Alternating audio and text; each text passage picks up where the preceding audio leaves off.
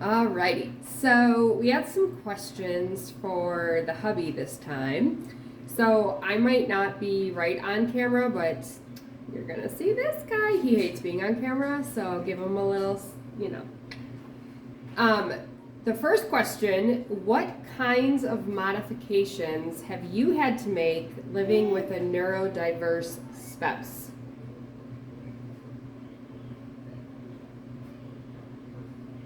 Really haven't had to make much yet.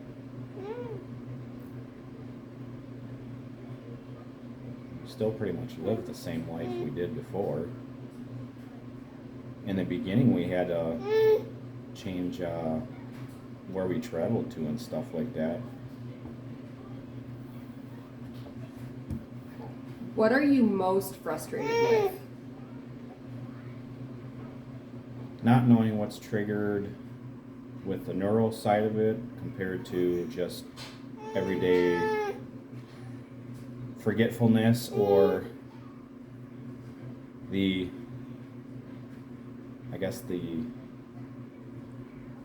kind of weird way of trying to find an argument in something.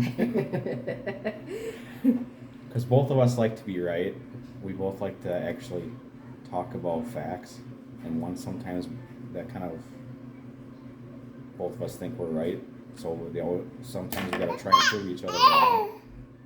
So I think that's where the frustration comes in. Is sometimes you gotta remember that with the neural side of it, that it might be, I would say, have to do with that, and not so much while we're trying to see who's right, who's wrong. It might actually be part of the disease. Other than death, obviously, what are you most scared of being married to a neurodiverse person?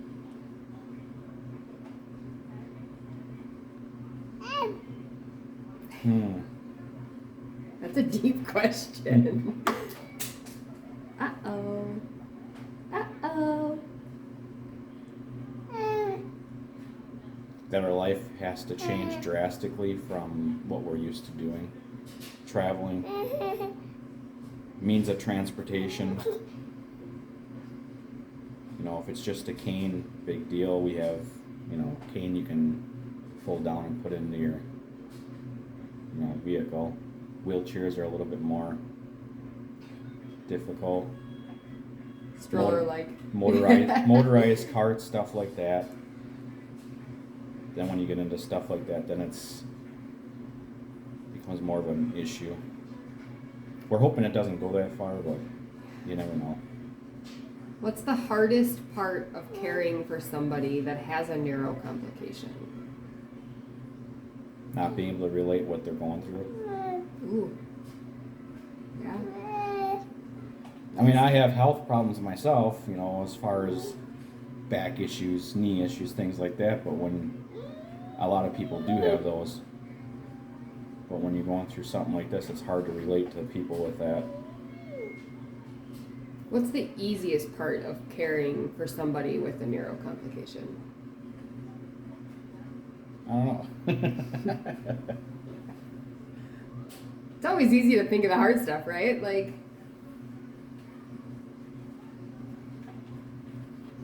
I said earlier, sometimes for us it hasn't been extreme situations or extreme issues that have come up so far.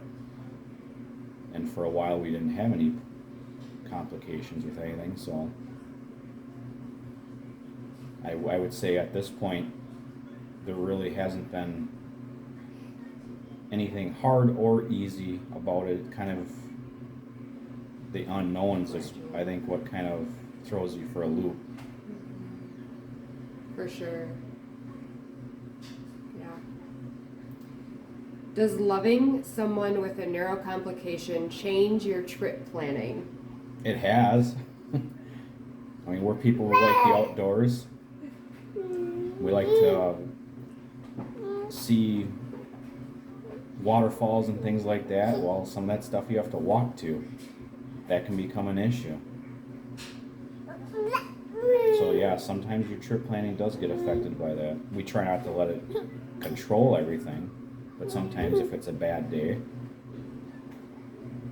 you kind of have to say, well, I guess we aren't going to see that this time. Yeah.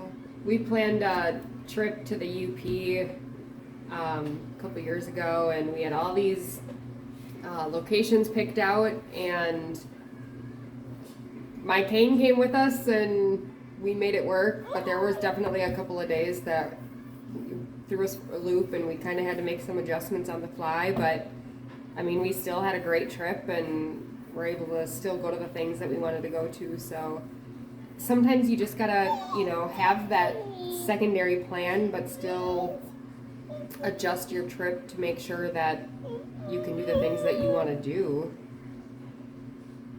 Is there a fun side to living with someone who has neuro complications, or is it always stressful? It's not always stressful. And really, I don't think there's it's not I don't constant. I don't think there's really a change in the fun side of it. I mean, I think your life just changes from what you're used to, and you just adjust to what you're going through. So I mean, yeah, we've always had fun times and stuff like that before, and we still always have fun times, but it just throws an extra curve in there, and you just have to make adjustments with life. Okay, so there's a secret question. I kind of pre-questioned these for Jamie, and so he kind of had an idea of what was going to be asked.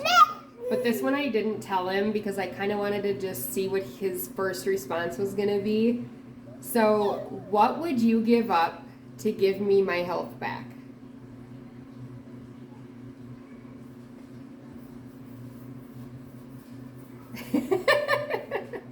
That's a trick question. You can't ask a question like that really in reality. It wasn't my question though. It was somebody else that asked it. What would I give up to give her health back? Well, sometimes health issues are genetic. Sometimes they come from unknowns.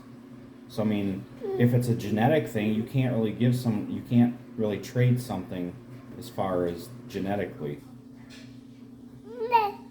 If it was something that somebody had told me, giving me a choice, well, either you give up something that you love, like, I mean, everybody that knows me knows I love Mountain Dew. I'm a Mountain Dew drinker. And so, he won't give it up for anything. So, if his doctor said you need to give it up, he would never do it. If my doctor were to tell me if you didn't give up Mountain Dew, you'd die in the next 2 years, that would be a different story. But I mean, as far as what I would give up to give her health back, I mean, that's kind of a loaded question because it depends on where the health issue comes from. If it's genetic, I mean, there's nothing I can do there would be nothing I could do to change that. But if it's something that happened, that was caused by eating habits that we've had in the past or things that have happened in the past that have gotten us to that point, then that would be something to look at down that road. But so these next 3 small topics I was going to do as a video on my own, but I feel like this is something that you've really seen change in our 10 years together. So I want to talk a little bit about the change in not just mine, but the changes that you've seen in my intelligence, desires, goals, my lifestyle over the last decade based on the health issues that I've been going through, because you're not obviously going through them, you're just my support system.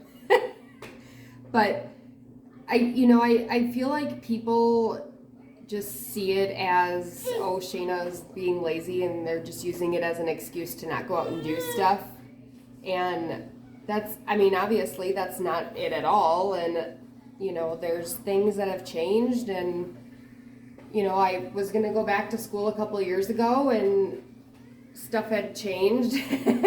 Toddlers, right? So, being as an intelligent human being and watching yourself decline in intelligence, that's tough.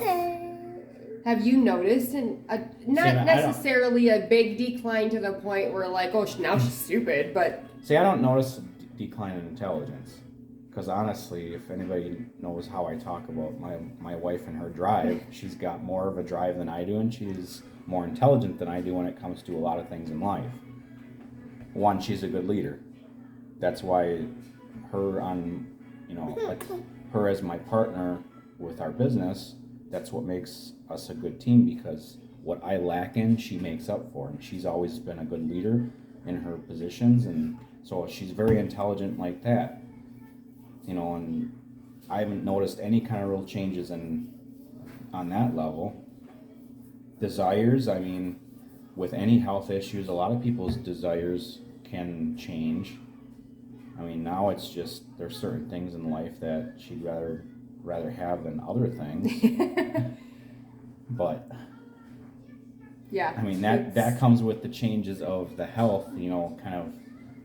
And age. I feel like Yeah. age plays a part too, right? Like, I'm not in my 20s. When we got together, I was mid-20s. Now I'm mid-30s. So, like, it's, you got to think about age too. So, I understand there's age with health, and there's things that, do also play other factors into it. But, and goals. I mean, there's definite goals that have changed. Right after I had Ennis, was going to write a leadership book, and within the last couple of months, it's really changed and kind of gone away, and now it's kind of on the back burner if it is going to work at all, simply because of the neuro complications we're dealing with. So there are definite things that are affected, and sometimes that it doesn't just affect the person that's going through it affects the whole family unit. So there's there's definitely things that are affected on a bigger scale than just the symptoms and side effects of what somebody is going through that you may or may not see. Is there anything else you want to add? Goals, I mean, a lot of people's goals change throughout life anyways. I mean, I've had one goal my entire adulthood, and that was to be my own boss and to work for myself. I've had businesses before. Through unfortunate circumstances, they did not work out, whether it be economy, stuff like that. COVID kind of, the last business that we had kind of got destroyed by COVID, so we just decided to cut our losses and close that one down. But now we're on into a new adventure that we're hoping becomes a family business, with two older boys and one younger one. We're hoping that the youngest one enjoys what we do and someday takes over for dad. So I think, like I said, people's goals change throughout life depending on life situations and where you're at in life. But I think her goals have always been kind of staying on the right path. I mean, leadership goals is kind of what she's had for many years. So